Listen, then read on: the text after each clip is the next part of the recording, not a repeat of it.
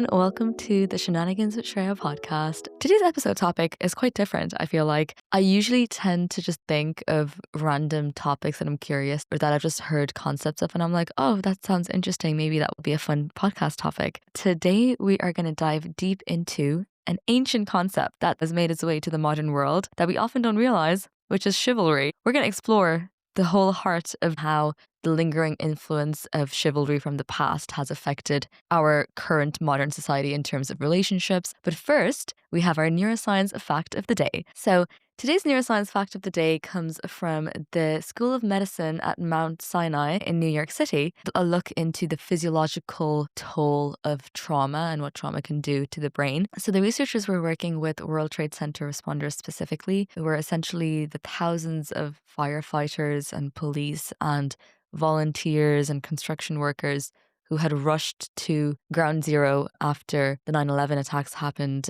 facing a lot of toxic dust, a lot of trauma, and it led to a lot of chronic illnesses amongst this specific group of people, things like respiratory illnesses, cancers, and a lot of PTSD, understandably so. The researchers in New York found out that individuals who were suffering from post-traumatic stress disorder, or PTSD as we know it, were exhibiting signs of accelerated brain aging. So the researchers used these deep learning models trained on MRI scans and discovered that responders with PTSD had brains that were significantly older, looked like they had aged quite a bit than the actual age that they were at. So this effect was the most significant or most pronounced in responders who had much longer exposure at ground zero. They were exposed to these stress-inducing environmental factors for a much longer time. Prolonged exposure to trauma doesn't just impact your mental health, because of course it does, but it also physically starts changing your brain structures, it starts altering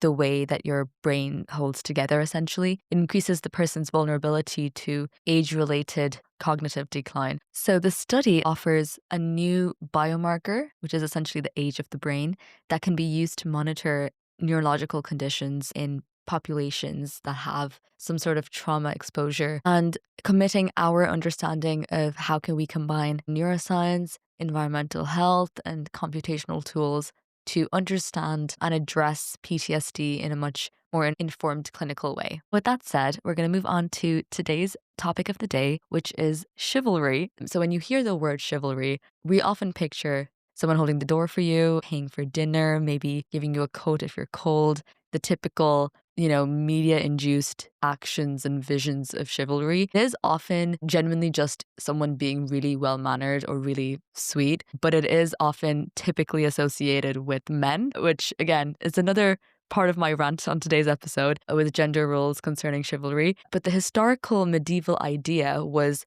much more complex than how we know it now. So the word itself comes from an old French word called cheval, which means horse. And it essentially just signifies this knight that mounts the horse. So knighthood. We're going back to the times when being a knight would be a very noble thing to be. So according to historian Tom Ritchie, the medieval code of chivalry was the combination of ideas from Germanic warrior culture and also Christian morality. C.S. Lewis famously described the greatest imaginary knight, Lancelot. The idea required that a man had to be the meekest man that ever ate in hall among ladies and the sternest knight to thy mortal foe. So the core paradox of this concept at the time was that a knight would typically be a man who would be incredibly strong, fierce, and ready to combat to protect your kingdom and fight for its people. And then the other part of this concept would be that the knight would be very gentle, very modest, a very simple man in civilized society. He'd present himself in a very clean, elegant manner. Now, C.S. Lewis, the prolific author, has argued that this combination is not natural. This idea that you have to be someone who's incredibly fierce in combat, but also quite gentle and elegant, sophisticated in civilized society, is an idea that requires a lot of discipline to achieve. History actually shows us that without this sort of combined idea, humanity would often split into two different groups. Those who were really ferocious and arrogant, who were incredibly aggressive, the ones who would always want to be very violent. And then the other group would be really meek, really simple, but they would be useless in a battle situation. So the concept of chivalry was this attempt to create an individual, a rare individual, who was both capable to be violent when needed to and ethical in the sense of a nice person to be around. So many scholars today are challenging this idea of the narrow romanticized view that chivalry has taken. The real heart of the chivalric code, the one that holds the most relevant for modern society, is the duty to protect society's most vulnerable from attack. So this concept comes directly from one of the core tenets of the knightly code, which is essentially defense of the weak. As time went on and as chivalry became a much more broader concept and more influential within kingdoms, this responsibility of being chivalrous started to extend far beyond the genders, far beyond social classes. The concept of chivalry was trying to bring them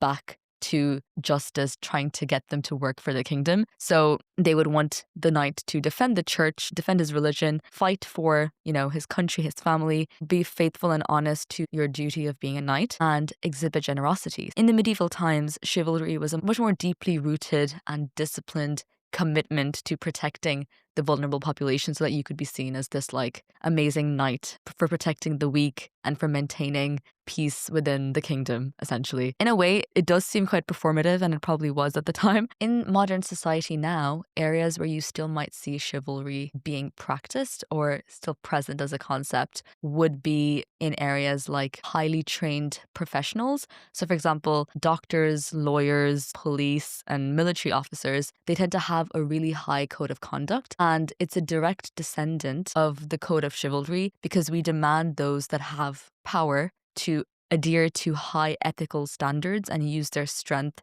to protect the weak, protect the vulnerable, and not exploit, which is basically the idea of chivalry with knights in the medieval time. Now, coming to gender roles and relationships, the original idea of chivalry certainly did reinforce many patriarchal ideas and structures, casting women on the more protected side, and that men would have to be protecting the quote-unquote weak, which in this situation is a woman. But here is where evolution is so essential, that our mindsets also evolve with time and that we don't stay stuck to these ridiculously romanticized ideas that somehow still make their way onto TV screens and films and books. So chivalry in the 21st century should not be defined by gender roles or for who pays for dinner or who opens the door. It's an imperative idea that all human beings, regardless of their gender, should aim to be a nice human being. The concept of chivalry has this high ethical and moral value to it that helps you become a better human being.